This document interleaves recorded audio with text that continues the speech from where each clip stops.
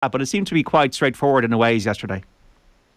Yeah, I think it is. From my point of view, I feel like it's stay calm, because I was just amazed actually with how good Ireland were. Obviously in November we were we probably as comprehensively as we've ever beaten the All Blacks. We made very light work of Argentina and Japan, but there was part of you which was thinking, were the opposition poor? Was it a poor All Blacks team? Again, yesterday, that's as bad as I've seen Wales in a while, but I just thought Ireland were absolutely phenomenal. I thought it was 29-7 for me. Did not tell the full story of that game. I thought we completely dominated them every facet of the game. And I think for Wales, the only upside was that the scoreline hugely flattered them. And well, from a performance point of view, they did get embarrassed. They really didn't on the scoreline. So, as I said, I'm trying to stay calm, but I thought Ireland were magnificent. Do you agree? Were Ireland magnificent, Fiona?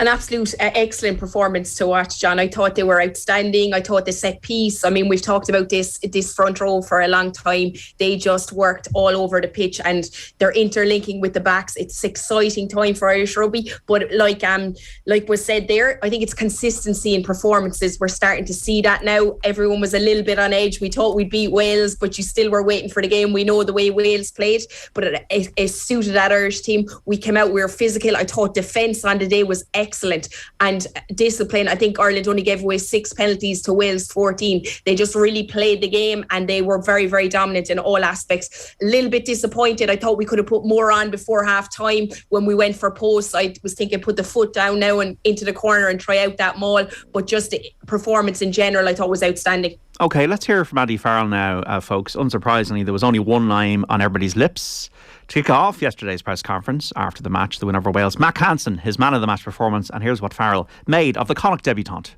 We're not surprised. He's got the temperament for handling debuts. He's very cool, calm, and collected in how he plays the game, and it suits how we play as well. You know, we want to be nice and controlled in how we make decisions, and I thought he was pretty smooth at times. And you really emptied the bench, which is great to see ahead of a big challenge the next weekend against France. Yeah, it's important to get everyone up and running as well within the squad, and also we've a few guys on the outer who didn't play today, who's going to be fully fit for next week as well. So Darren Cave, we were wondering what Mac Hansen would bring to international rugby. I think the answer was pretty evident in the first minute. Yeah, I actually had heard during the week that he has played a bit of fly half in his earlier days. I didn't know that as all. All I've seen from him this year is the scintillating tries for Connacht. So I was kind of not jury out, but I certainly wasn't expecting to see him in the team sheet. I thought he played really, really well. I don't know if I would have given him man of the match, but I don't think you can have too many complaints. I thought Ireland all over the park were just so phenomenal. It was a bit of a lottery, and it was interesting, the thing, and Fiona kind of touched on it there. It's all over the pitch. I thought like our halfbacks controlled the game unbelievably. I thought actually when the weather came in, Murray might have come on earlier, but you know that shows why I talk nonsense on TV and not coach. Because Gibson-Park was phenomenal. Like it was 4 backs that got the tries. I thought Johnny Sexton conducted the orchestra perfectly, but the bit that has everyone excited at the minute is this front row, which is the first and last time I'll ever say that about a rugby team. And I don't think it's only the quality of them. It's not how good they are. They are good, but we've had good front rows before. I don't think it's the way it's the style of play. The 3 of them, they're like 3 school bullies. They run around the field, throwing people about. They carry the ball. They're so prominent in the loose, and their set pieces are strong. So it is strange. I don't really ever remember an Irish team where the front row is like the most exciting part of the team. It's phenomenal. Yeah, that's sporting bullying. Obviously, we don't like school bullies. We don't like them. But in terms of Andrew Porter, Darren, like you're right. He does have something about him, doesn't he? He's got the hairstyle. He's got like an attitude. There's a steal that led to one of the tries. They all talk about Tadhg Furlong and his indispensability, but Porter is now adding a lot to that equation. Yeah, and I think it's important to reference that. It's being facetious when I refer to them as bullies. Not that there's anything good about that, but yeah, Porter's the tattoos, it's the hair, the lackadaisical kind of strut that he has, and it's just the way they throw people about. It's in the end of the day, like it is a rough and tough game, and if you can be so physically confrontational and so prominent in the loose. As I said, we've seen good Irish front rows before. This is not Ireland's. It's not the first time we've seen a good front row, but it is the first time we've seen a trio that are just so imposing consistently. And when you look at, I think one thing going forward is going to be just that backup tight head slot, and that's not an insult to Finlay Bealham. I think Cian Healy's still playing some good rugby, and I think we've got to get rid of this notion that Andrew Porter can cover the tight, because while he can cover the tight, he's actually probably at the minute the best loose head in the world. So I don't think we should be talking about him covering the tight head side, and that's just something to bear in mind as we build towards this World Cup countdown. So if you're not sure that Mac Hansen was the man of the match, Darren, who was in your view? I would be very reluctant sometimes to give it to the goal-kicking playmaker, but I thought Johnny Sexton was particularly good. As I said, like it could have been a number of any players. You could have given Denny to the front row. I just felt like, although he missed a couple of kicks, I thought our variation in attack was just superb, and it was so consistent around the park. I thought that a key sort of matchup was going to be how we challenged Josh Adams defensively. I felt like we absolutely tortured him. And I felt like a lot of it was Sexton's ability to change direction, those passes getting pulled back to off the forwards, and just our organisation. Even like if you look at that first try from Bundyaki in the corner, we went the same way twice, and we changed direction back. So I wouldn't be pro giving it at Ulster. It seems like John Cooney or Nathan Doak gets man of the match every week, so I wouldn't be normally on that bandwagon, but I thought Johnny Sexton just conducted the thing beautifully. Let's hear from Sexton now. He was sitting beside Andy Farrell at the top table post-match press conference, the skipper, and he was asked what most pleased him about the display.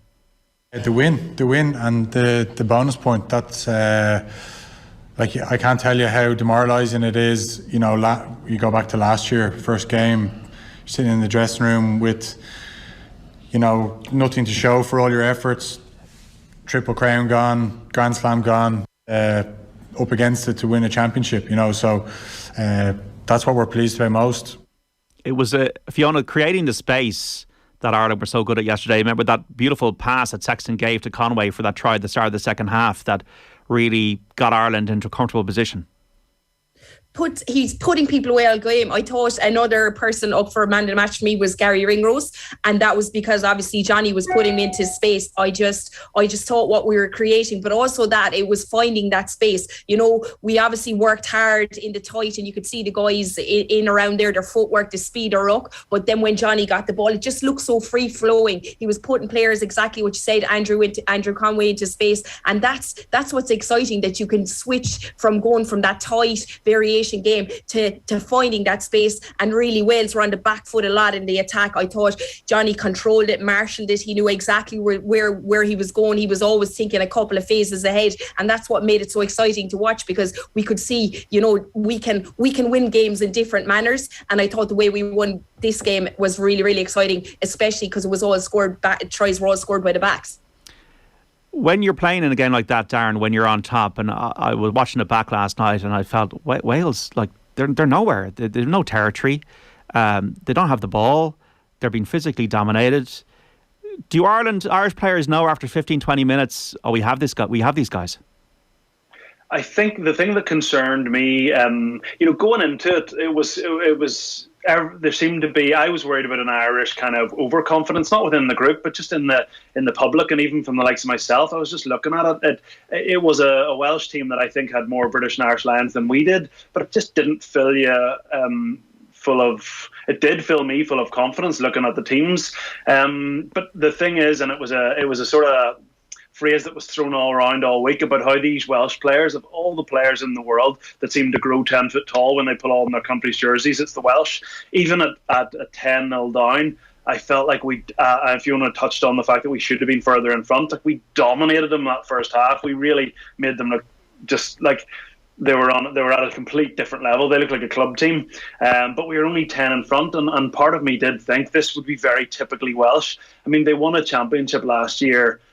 It would be unfair to say they were lucky, but there was a couple of red cards involved for us, opposition teams, and they were a whisker away from winning a Grand Slam last year. And there's just something about the Welsh that, I mean, that team last year, I don't want to be unfair, but they would have been the worst Grand Slam winners in my sort of memory. So there was something.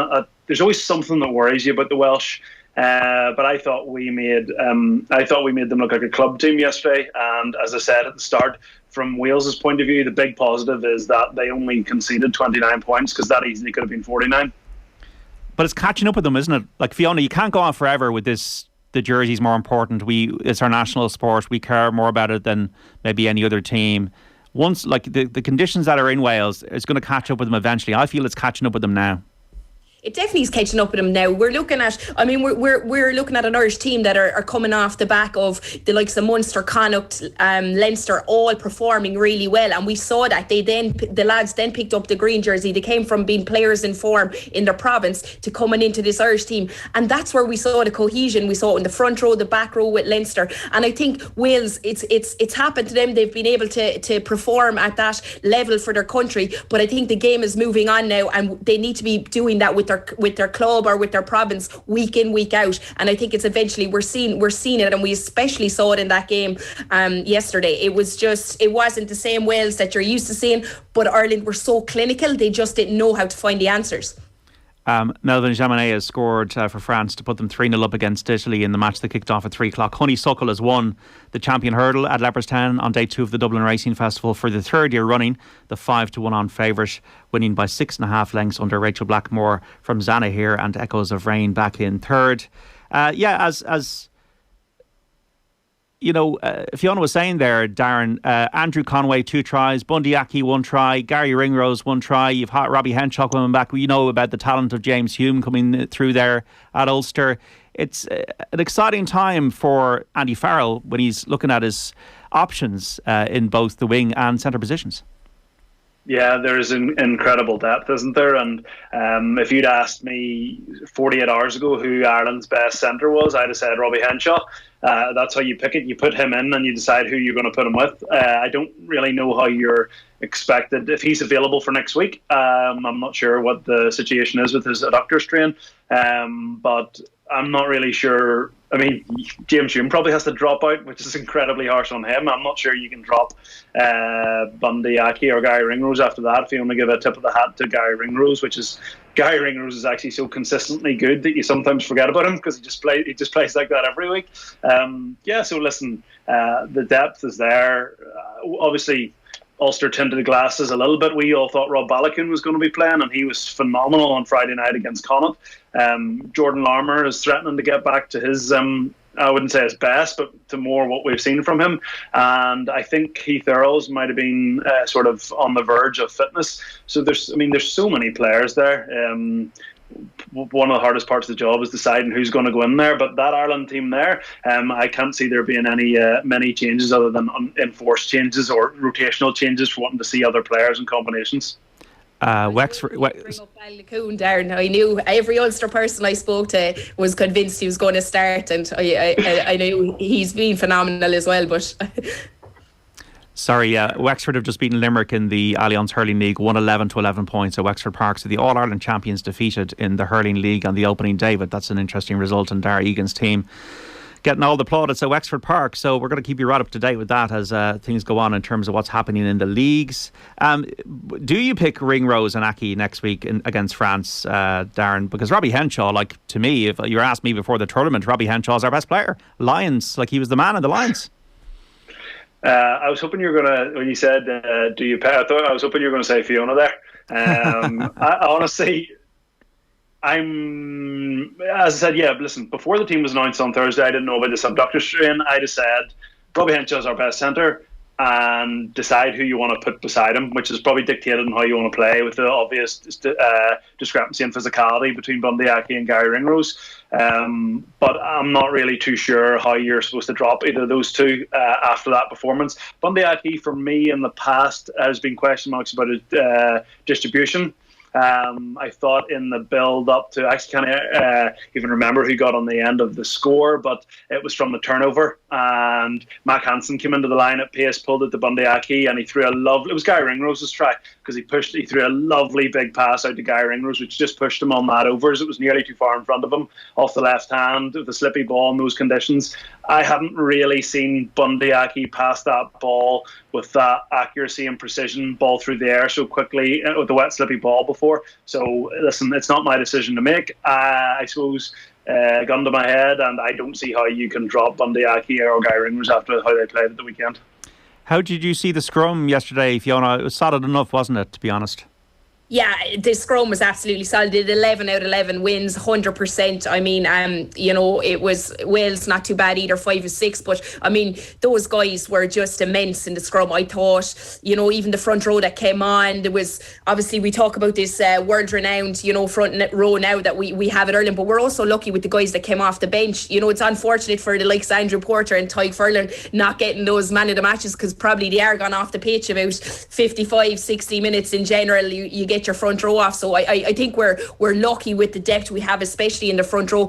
But I just thought they were immense when they're in there. The pressure they were holding, they working really well together, and especially when we were running angles, they were getting it up on the left, getting it up on the right. So I think it's something, it's an area that has been outstanding, and also the line-out success has been brilliant as well. So it's a key area, and we're really dominant at the minute. But that's what's getting Johnny the front football, is that solid scrum and where to go from there. And obviously, if you have Conan carrying off the back of it, that's another option as well. And Vander Flier making another clear break for one of the tries there. Darren, it's Doris and Conan do a lot of the hard work, and then Vander Flier has that maybe X factor, doesn't he? Definitely the X factor. I mean, he was immense again yesterday, but it's that work rate that you probably don't see. It's only when you look at his stats after. I think he had 100% tackle ready. He'd 16 out of 16 tackles. He was the third most carried, 11 carries, but he also arrived at 32 rucks. So he does the business. He gets around the speed of ruck that he gets in there for the clear outs, but it's also with him on the ball. We're starting to see something different in Josh in the last couple of seasons, and he's really, really been dynamic, and that break is especially that. We talk about the big ball carriers, but it's his footwork and his evasiveness is getting him around the place. So he's an exciting 7, because we know what he can do defensively, but now he's doing it attacking wise as well. It's brilliant. We've seen with Gibson-Park's introduction into the team, Darren, that tempo has now become a hallmark of what Andy Farrell's side are getting towards as they build towards the World Cup. It's almost like, to me, he's one of the first players in the team sheet at the moment, which is remarkable given Conor Murray went to the Lions tour, and before Wyn Jones came back, Alan Wyn Jones that is, he was captain of the Lions. Yeah, it's an interesting point. I was quite late on this sort of Andy Farrell bandwagon. Just with regards, I felt like after the Joe Schmidt era, I felt like it was like a media narrative. Everyone was talking about the freedom with which we were all playing and the opportunities, and it was almost like this. Because the World Cup didn't end well, and it was like Ireland don't offload the ball, Ireland don't play expansive enough rugby. I felt like there was almost this media frenzy to tell the media about how enjoyable camp is and how many. And I didn't see it for a long time. It was only probably the England game at the end of the Six Nations, and Jameson Gibson-Park is probably he's a big part of that, because it's not that. The way Ireland are trying to play at the minute, there's absolutely no doubt it's more suited to him. The tempo he puts on the game, the speed of which, and we saw there was a passage of play probably about 15 minutes before half time where Ireland kind of lost their way and they missed the opportunity to exit, and that's probably an area of his game where Conor Murray is slightly ahead of him. But the way Ireland are trying to play, I have to hold my hands up. I was definitely wrong, and the way Ireland have played since that England game at the end of the last year, more or less, it's definitely suited to him. And as you say, it does seem strange that Conor Murray was the British and Irish Lions captain. I don't know how long ago that was. I have 2 young daughters. I don't sleep at all now, so I think it was in the summer. But yeah, and now, as you say, Gibson-Park, he's one of the guys you're chucking in straight away and then filling in the blanks around him. Must be a huge amount of work done on the training paddock around then the way he plays, or is that the fact that he's at Leinster? How much are they doing behind the scenes to execute on the game day then, Darren? Yeah, an awful lot, and I think you are right. Like, it does definitely help that, you know, there is a big chunk of players coming from one team that are incredibly successful and do play a similar kind of style to Ireland. It's built on sort of brute force and belligerence up front, but when you get flowing now, if you look at Leinster's 2 Champions Cup games, I know they were playing against pub teams, but some of the like slickness and execution and timing and running lines, like, it's as crisp as you'll ever, like, it's just the flow and the ability to make defenders make tough decisions, and it's definitely being reciprocated in Ireland's play. It's the same kind of style. So there's a lot going into it, no doubt, behind the scenes. And as I said, I have to hold my hands up. I was a bit late to I felt like the narrative was sort of anti-Joe Schmidt. Joe's gone, Joe's way didn't work, and this is now the new future. And it was very much a very short-term memory, because Ireland's best ever team was probably under Joe Schmidt and scored as many tries as any other team. But as I said, this team, I hold my hands up. The way they play, the forwards, the amount they pass the ball. I noticed their alignment. I really like how they align. A lot of teams now like to utilise this rush defence. And when you have long passes, the ball's in the air for a long period of time. Obviously, while the ball's in the air, it can't change direction or go to a different person. So ball and air time is the defender's friend when you're trying to put teams under pressure. And as you go through the championship, anyone who's watching, just to keep a close eye on Ireland, they stack so narrow and the passes are so short that when those Welsh players are trying to shoot through and get man and ball, the ball's not in the air and it's too slick. So it's beautiful to watch, real flow to it and real punchy. It's really good stuff. Tommaso Menoncello has scored a try for Italy. They lead France by 7 points to 3 in Paris in the first half there. So we're not going to say that a shock's on the cards, but it's definitely a surprising start to that game. Where did you sit then, Fiona, in terms of Andy Farrell and the Irish coaching setup? And we know that Mike Catt's there and Paul O'Connell and John Fogarty and everybody. Were you bought into this from the beginning? Or have you been, like Darren, persuaded by the evidence of what you've seen on the pitch recently?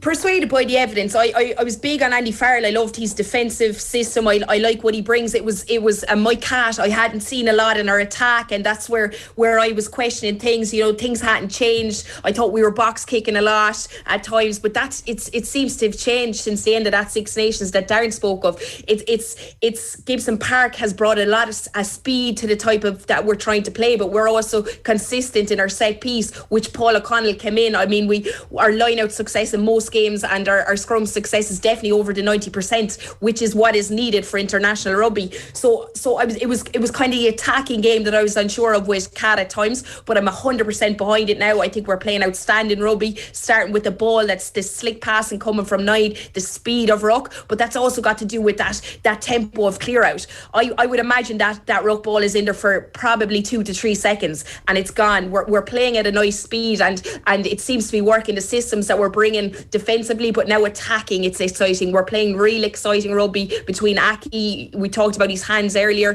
that nice slick passing, but they're also getting those wide passing. So I think the skill set has come up massively as well in the last few years, which in the last year that's given the lads the confidence to play at that level. They seem very, very behind their coaches. They know their system, they know what they're doing, and it's become really beautiful to watch. Josh Adams, should he have gone for that tackle on Sexton in your view, Darren?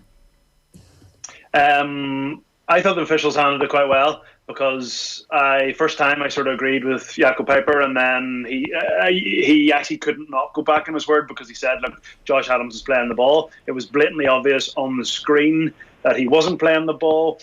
I think if it had have been a red card, I don't think he could have complained that much, really. For me, it was right on the cusp of, by the letter of the law, I don't know. I genuinely don't know. I don't think he could have complained if it was a red card. It was incredibly reckless.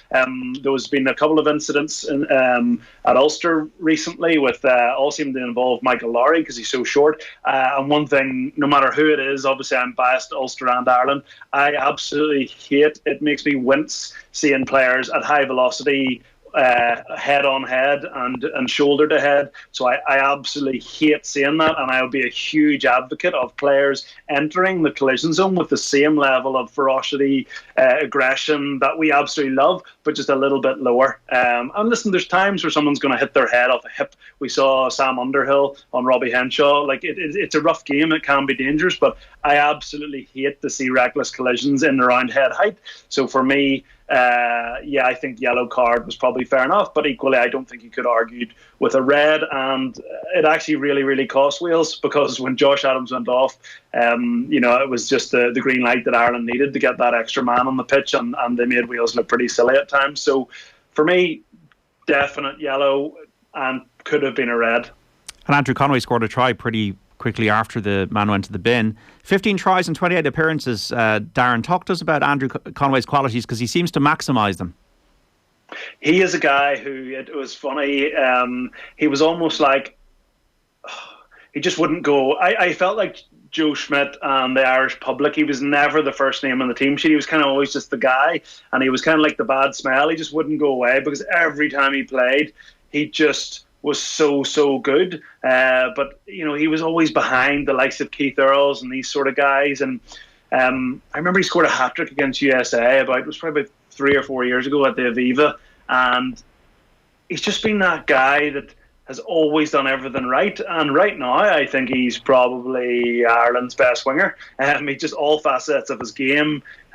He's so good in the air, his kick chase, that finish when he gets the long pass from Sexton. It's just, he just makes it look so easy. You swear he's going to step off his right foot and duck back inside, but he kind of, obviously the Welsh defence thought that, and he just goes again for the corner.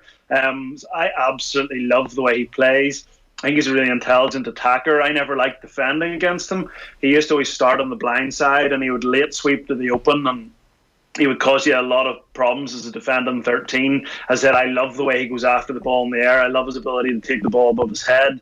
I think he's got a really good kicking game. A lot of times Ireland and Munster get the ball to him on the edge, and he just pokes it down the 15 channel. So I think he's a guy who has been just so good for Ireland over the past 3 to 4 years, without really being fashionable, probably, until quite recently.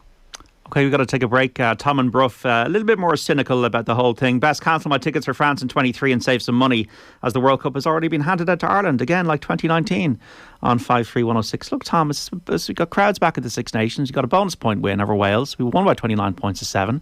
We could beat France next week. They've been struggling so far against Italy in the 3 o'clock kickoff, as I just refreshed the score. 7 points to 3 Italy lead. Let's have some positivity and joy in our lives. It's 2022, it's the start of the Roaring Twenties, and Darren Cave and Fiona Hayes are back with more rugby chat after this. Rugby on Off the Ball. With Vodafone, main sponsor of the Irish rugby team. We all belong to the team of us. InsureMyCars.ie. Don't cut corners on your car insurance. Get a better quote at InsureMyCars.ie, Ireland's trusted car insurance specialists. We search the market to get you the best cover at the lowest prices. InsureMyCars.ie. City Financial Marketing Group Limited, trading as InsureMyCars.ie, is regulated by the Central Bank of Ireland. Thinking of hiring a locksmith? Or do you provide locksmith services? Did you know that locksmiths must hold a PSA licence issued by the Private Security Authority? Locksmiths who operate without a licence, and anyone employing one, is breaking the law and could face prosecution and fines. For more information on how to get a licence or to report an unlicensed locksmith, visit psa-gov.ie. Issued by the Private Security Authority, the security regulator. Need ink, toner or office supplies in a hurry? Shop local at 123ink.ie. Printers, paper, post-its, pens, batteries in a panic? Shop local at 123ink.ie. At Peugeot, we're known for our exciting range of award-winning cars and SUVs. Now we've created a range that's electrifying. The fully electric E208, striking and distinctive. The fully electric E2008 compact SUV, smooth and spacious. And the 3008 plug-in hybrid, combining advanced electric and petrol engine technology. To book a test drive at your nearest Peugeot dealer, visit Peugeot.ie. Guaranteed Irish business members continue to sustain jobs and communities across Ireland. Like Big Red Cloud, whose accounts and payroll software is designed specifically for Irish companies, supporting thousands of Irish customers for over 28 years. Their account software links seamlessly with all Irish banks, making processing quick and easy. This makes them ideal for your small business. For a free trial, go to bigredcloud.com. So look out for the G, guaranteedirish.ie. Altogether better. Should have gone to Specsavers. That's what the ads tell you. But for some people in India, it's not that simple. Imagine having no eye tests or glasses. You couldn't work, so you could lose your home. I'm Lisa from Specsavers, and I'm proud to help the Hope Foundation provide eye care in Kolkata. Specsavers arranged for me and my colleagues to go there and do eye tests. To date, we've given out over 11,000 pairs of glasses. Find out how we're changing people's lives for the better at specsavers.ie. Time to update your technology. At Harvey Norman, our specialist staff can help find the product that's right for you. We have all the biggest brands and latest technology in stock today, like the HP Pavilion X360 laptop with Windows 11 and Microsoft 365 included, now €569, save €130. Or the exclusive to Harvey Norman GoPro Hero 10 action camera, tougher than ever, now €479, save €50. Discover our huge range in store or online today. Harvey Norman, your technology specialists. Go! Rugby on Off the Ball. With Vodafone, main sponsor of the Irish rugby team. We all belong to the team of us. And you're welcome back to Off the Ball here on News Talk. John Duggan sitting in for Joe Malloy today until 7. Hope you're enjoying your Sunday. Wexford have beaten Limerick in the hurling league, won 11 to 11 points, and also Honeysuckles won the champion hurdle at Leopardstown, and Liverpool have defeated Cardiff 3-1 in the FA Cup 4th round. We're continuing our Six Nations chat with the former Ireland and Ulster centre Darren Cave and the former Munster and Ireland forward Fiona Hayes. You can listen on News Talk and also watch us on our live streams for Periscope and Twitter at Off the Ball, YouTube, Facebook, and on the OTB Sports app for iOS and Android. You can get questions in to Darren and Fiona on 53106. And let's hear now from Andy Farrell about France. So he was asked after the game if he's any concerns that yesterday's one-sided match against Wales might leave Ireland a bit undercooked heading to Paris. No, it was a tough task. You can ask these guys, they're pretty sore. I actually thought Wales made it very hard work. I thought, they obviously got off the line quickly and tried to put us under pressure. I thought we was nice and calm, especially again within the conditions, and fair play to the players for the courage of their own convictions to play the game that we wanted to play. And it wasn't perfect, like I said. It was never going to be in those conditions, but I thought some of the execution was great. As far as the hit-out's concerned, it's perfect for us. Some of our lads have not played a big game in a long while. To get people back up and running is great, and now we've a 7-day turnaround, so we must make sure that we recover properly and on to the next one. Andy Farrell there speaking after yesterday's game. 10 points to 8. Italy lead France at the moment in the 3 o'clock kickoff in Paris. What do we need to improve on, Fiona Hayes, going to Paris next week? I think we maybe need to improve on when we've a couple of tries scored, really putting the foot down. I think that scoreline, there was a little dip in how we played just before half time. I know we were going for posts, and obviously Johnny missed the 2 kicks, but just in general we were playing really well. I would love if we're over in France and we really put the foot down, we go for the line, we start looking for those mauls, start testing other teams more physically by taking it to them, and I think that will happen in France. For me, the speed of ruck was excellent. As I said before, their discipline was brilliant, so it's really just about really taking those chances in that red zone, and when we get up there, really putting the pressure on the French team. What does Johnny Sexton have to say about France? Let's hear from him now. There's plenty of stuff that we need to brush up on for next week, because France away is arguably one of the biggest tests in world rugby, so we need to be at our very best, and we need to learn some lessons from today, even in victory. I think we did that well over November, and hopefully we'll continue in that vein. Yes, 9 wins in a row now. Like, how much confidence and belief is there in the group going to Paris now for that big test? Look, there's always been confidence in the group, even when times were low after first 2 games of the Six Nations last year. We felt we weren't too far away, and thankfully we've turned things around in terms of results wise. But look, you're never confident about going over to Paris because it's a hard place to go. But what you are, I'm confident in the group. I'm confident that we feel that if we play our very best, we can win. And that's what we need to get out of ourselves this week, is get our prep right, make sure we look after ourselves recovery-wise and put our best performance out there and see where that gets us. Darren Cave, what's your view on where Ireland need to maybe just look at aspects of their game that they can raise for the France test next week? It's a good question. I think the biggest difference is just going to be, I felt like Wales gave us a lot of opportunities. Their execution was poor. Their attack didn't function, which maybe was a result of our good defence, but that's not up for debate here. I just felt like they give us a lot of opportunities. And as Fiona sort of touched on, and it was pretty evident, we, in terms of our conversion rate, we'll probably need to get that percentage up a little bit, because while 4 tries is great, and at times we were really clinical, we did leave a few opportunities out there. So it's not that it's just that. And I think this team will be prepared, and it's pretty obvious that France will not give Ireland so much consistent access into the game. Again, Fiona touched on the period of before half-time, about 15-20 minutes, where we exited really poorly. It's quite unlike Ireland. And Wales didn't capitalise because they either weren't good enough, or when the pressure came on, we were too good to withstand their pressure, whereas there'll be a different ball game next week on that front. If you give France opportunities, if you don't exit well, they will score, because they're a lot better than Wales. Even if you look at the Welsh try, I mean, I know it was an interception, so I think it's important not to get bogged down on that, but if you have a left-hand scrum inside your 22 away to France, you don't fudge around for 2 or 3 phases and then throw an intercept. Like, you get out.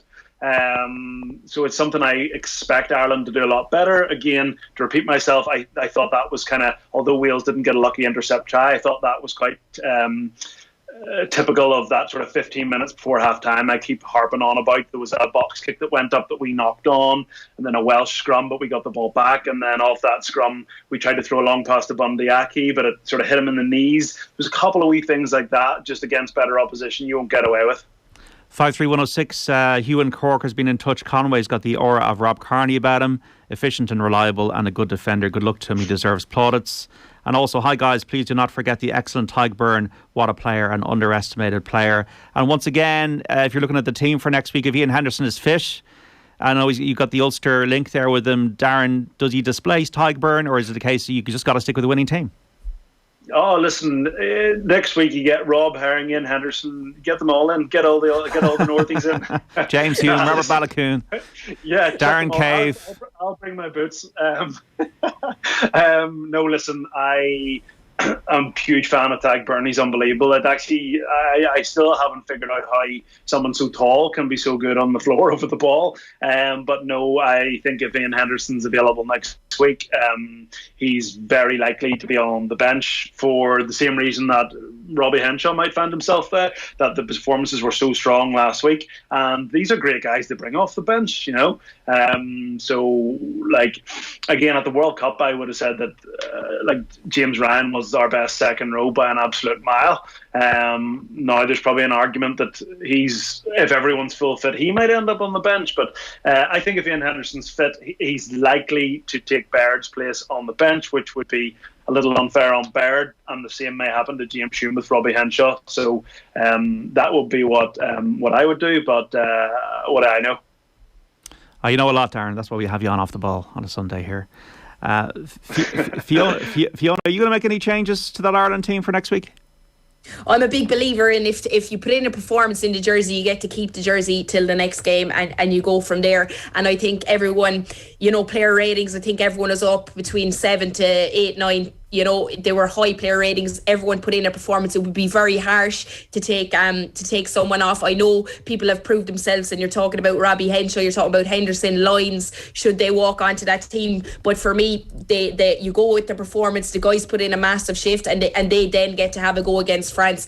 Always can change it on the bench. You can bring these guys on to then make an impact when they come on. Tyg Byrne, for me, is absolutely outstanding. outstanding, 100% in there. You know, he can play in the back row as well. I suppose we see him a bit more around the park with Munster at the breakdown because he's coming from maybe the back row in the second row, but he's still consistently really good. He's likely to get you a turnover maybe 5, 6, 7 metres out from your try line, and he's always come up with the goods. So he's a definite shout in for me, especially against a French team where we know we're going to be a very physical, dominant encounter.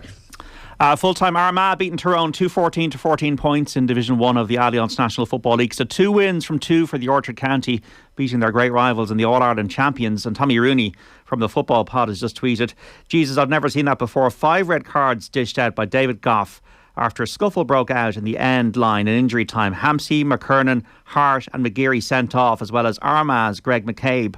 Armagh 5 clear on 75, and they've won the match now by 6 rather, 2-14 to 14 points. So 20 points to 14 win for Armagh at the Athletic Grounds. Latest scores: Monaghan 1-11, Mayo 2-10, and Donegal 2-7, Kildare 1-4. And full times from Division 2, Offaly 7 points, Derry 2-13. So a comprehensive win for Derry there. And Roscommon have beaten Meath 1-14 to 1-11. And Limerick beaten by Wexford in the hurling 1-11 to 11 points at Wexford Park.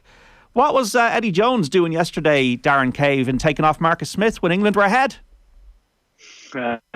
Again, you know, it was funny because I was in the car driving home from the game, and I was just driving to my house at that stage, and I was thinking to myself, yeah, weather's not great, good man, yep, get the solid experienced player on there. Same stuff, different year from Scotland, talking themselves up, so much promise, or lost England. Then by the time I got in the house and got settled, the game was over and Scotland had won it. So listen, I think the logic of it, I understand the logic of it, and it's just a real shame it went pear-shaped for him, isn't it? Yeah. I don't know if that's schadenfreude, Darren, but I don't know. Might be close to it. But is that just maybe a kind of sign of that he's too conservative? Like Finn Russell was the guy who won the game for Scotland in the end. It could be, yeah. I mean, Eddie Jones, you'd have sleepless nights trying to second guess that guy. I think, as I said, a number of times bringing on a more experienced conservative halfback when you're in front to close out the game, like it's, I don't know, maybe is it a cliche? It's just a done thing to do. You can understand the logic behind it. Marcus Smith at the minute is a bit of an anomaly, isn't he? He just seems that everything he touches turns to gold. And I think what was interesting about how that game finished was the development in Scotland. And maybe this is the year where they do step out of that fourth position. And in particular, the Finn Russell, like, he's been exceptional for a number of years, but I just thought how Scotland closed out that game, not only the crossfield kick, which caused said incident with the volleyball spike, but even after that, it was straight back to the corner, making Joe Marler throw in. Ultimately, that won the penalty, because the substitute, or Jimmy George, couldn't come on until the scrum, and then the scrum came on 7 players, and that got the penalty. So it was Scotland have had Stardust for a few years, but I haven't seen that level of Finn Russell in the past. He always wanted to do something exceptional, which maybe wasn't always the best thing to do, whereas that, to me, showed a different side to him, maybe a bit of maturity or a bit of ruthlessness, that actually it's not about doing something extravagant. Let's do something boring, which is the right thing to do, and go and win the game. So I think Scotland fans can start getting a little excited, and England fans, Eddie Jones, you just never know, do you? You just really just hope Aaron beat them. Yeah, and that's the second last game at Twickenham. That's the week before, what is it, March the 12th, I think it is, that we play England at Twickenham. Fiona Hayes, when you're looking at Scotland-England yesterday, Scotland, first time in 38 years, they've gone back-to-back against England. We know that the Lions they have in their team, their defence is very good. With Jones, look, you'd have to think he's going to be there for the World Cup now, but it seems with England that everything is about the World Cup, and they've a lot of injuries, and they don't seem to me to be as coherent and as joined up as Ireland are at the moment. Not at all. I mean, looking at them in that game, yes, they were good at times, but you're talking about that Marcus Smith decision. I thought it was absolutely crazy. I thought he was playing really, really well. I thought he was getting England on the front foot. They were in the lead. I think he would have got a couple more points. So I completely didn't understand that. It came back, I suppose, to haunt him in the end. Not that the player coming on obviously isn't as good, but it's just as exciting. That Finn Russell Marcus Smith battle, I was looking forward to it all day. I love how both players play. I watched Quinn's Sharks earlier, and Quinns were just a different team without him altogether. He offers you that excitement, but he's also a settled head on a young guy, so he is exciting. For me, they seem to be focusing. There was a lot of injury talk. I mean, they have some amount of rugby players to choose from in the Premiership, and a lot of the talk leading up to this was, we don't have these second rows, we don't have Owen Farrell, but what they have to pick from and how they're coached, they should still be getting out there. I mean, every team is losing big players at times, so it seems to be a lot of talk about what's going on rather than Eddie Jones getting out there and we have a look at a coherent England. I'm not seeing it at the minute. Our rugby coverage and off the ball thanks to Vodafone, official sponsors of the Irish rugby team. Team of us. Everyone in 53106 for text here. Do you think that when the old guard came on the pitch for Ireland, we went back to the rugby of old? Gone was the free-flowing rugby even, and the clean penalty sheet. Darren Cave, what do you think of that text? I'm not really too sure, to be honest with you. I was sort of looking at it.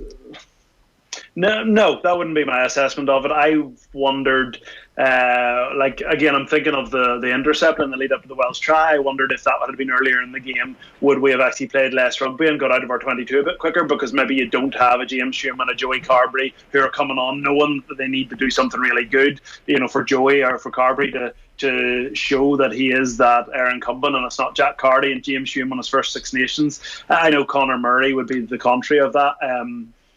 No, that just wasn't the way I saw it. I don't think our substitutions sort of had a huge impact on the game, but I don't know. Maybe I was watching a different game. Were you there, Fiona, yesterday, or were you on the TV? Was you watching it? I'm watching it from Tenerife, would you believe? Oh my God. So I was watching it in the local Irish pub down the road, and then I rewatched it again this morning. So there was great banter and buzz over here as well for both games, because a lot of fans were in the bar. But yeah, no, look, for me, I thought it was, Ireland still had 19 turnovers conceded. I thought we tried things. I thought, the bench came on, they done their job. Yeah, we were a bit ahead, but it was a nice, exciting game to watch. Maybe, as Darren said, maybe if there was only a few points, it would have reverted to a different style of rugby. But I think in watching Ireland and how we've been playing, especially against the big teams, All Blacks, I think he's sticking to his game plan, and we're seeing exciting rugby, obviously with set piece dominance and very, very good work around the breakdown being done. What's the name of the pub?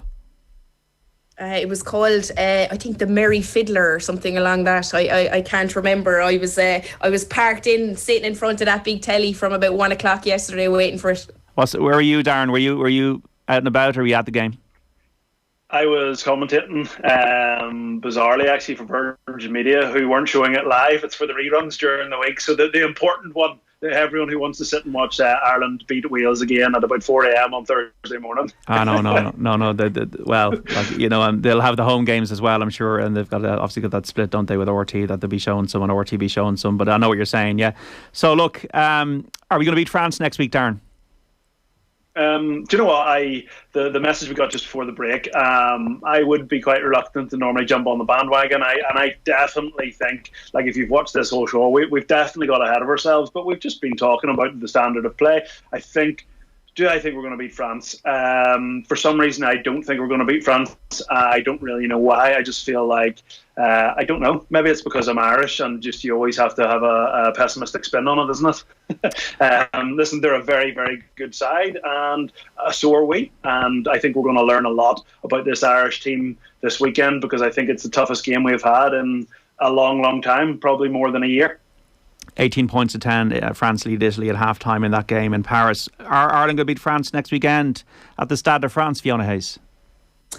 I'm hoping Italy don't win, because then we'll be in for a right shocking game. France will be coming all out next week. Look, before the tournament, I was thinking that it's obviously between France and Ireland. I haven't seen how they're playing, but with that Irish performance, I thought we were quite dominant. I'm going to say it's going to be a win for Ireland. I'm going to be very positive. I know people don't like to hear that, but I'm going to say a win, and we'll go each game at a time. I won't say anything more than that. Safe home from Tenerife, Fiona and Darren. Thanks so much for the last hour. Mind yourselves. Thank you, John. Cheers. Thanks.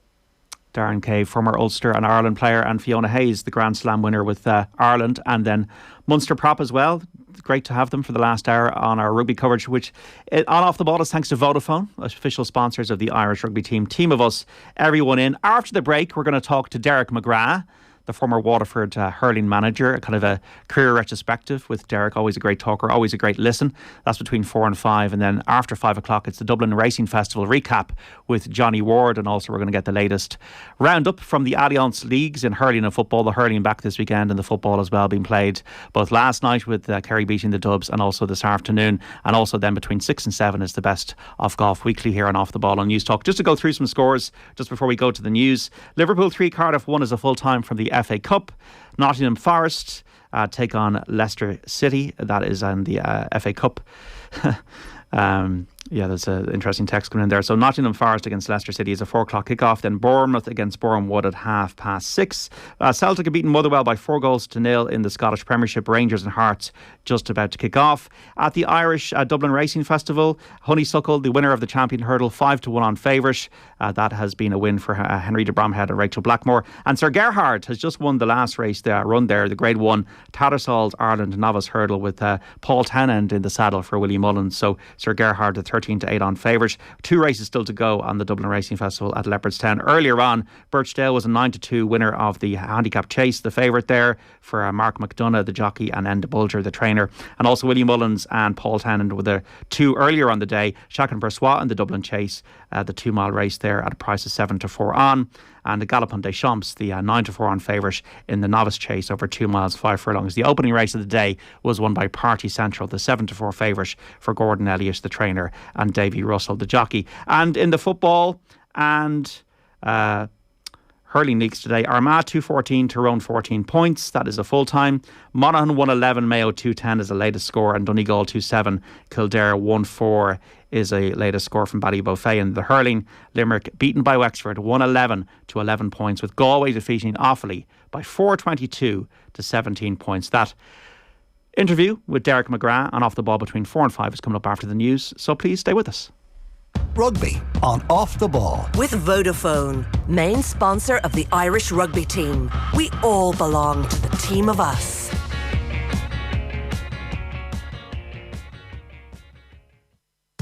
This weekend on News Talk, we've teamed up with the ISI, the Insolvency Service of Ireland, to help you take stock of your expenditure and get your finances in order. For some advice and cash-saving ideas, get to newstalk.com/tips. For reliable, efficient and affordable home heating technologies, including the award-winning Vortex condensing boiler, highly efficient Arona heat pump and Uflex underfloor heating, look no further than Grant to heat your home now and into the future. Think heating, think Grant. Visit grant.eu. Not sure your accountants do all they should? Talk to Tax Assist. At Tax Assist, we offer a personal and proactive service all year round. Switching is simple and you can do it anytime. Visit us in one of our 20 stores or meet us online to get a free, no-obligation quote. Get the service you and your business deserve. Visit taxassist.ie. We're here to help you thrive. We're funny creatures as humans. Impulsive, stubborn. We procrastinate for eternity and make decisions on a whim. Can we ever say with complete certainty where our choices are going to take us? Just remember, once in a while, we get it right. You'll never take a wrong turn with Toyota. Ireland's best-selling car brand in 2021 and 2022. Toyota, built for a better world. Best-selling claim based on 2021 and January 2022 published figures. Hi, this is Eamon Coughlin. Not everything changed in the last year. Worldwide, hunger, homelessness and war still leave people desperate for food, water and shelter. In 14 countries, Goal is providing essential support, and that's why we still need your help urgently. If you can donate anything at all, please help at goal.ie. Thank you. Guaranteed Irish business members continue to sustain jobs and communities across Ireland. Like Styra, who've produced safe and strong loft ladder systems from their factory in Dunmore, County Galway for the past 40 years. Styra are the only manufacturer of folding attic stairs in Ireland and take great pride in providing Irish jobs and supporting local communities. You'll be Deliro with your Styra. Measure, make, install. Styra does it all. So look out for the G. GuaranteedIrish.ie. Altogether better.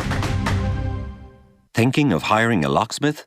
Or do you provide locksmith services? Did you know that locksmiths must hold a PSA licence issued by the Private Security Authority? Locksmiths who operate without a licence, and anyone employing one, is breaking the law and could face prosecution and fines. For more information on how to get a licence or to report an unlicensed locksmith, visit psa-gov.ie. Issued by the Private Security Authority, the security regulator.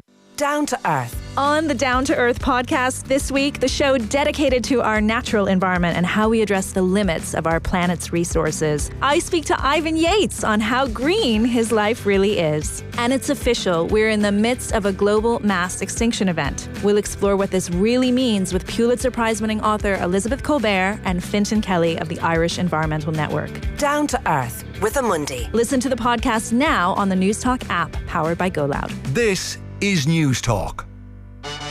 News Talk already gives you your daily fix of news and entertainment. But wouldn't you like a little bit more? More? News Talk Extra is everything you might have missed.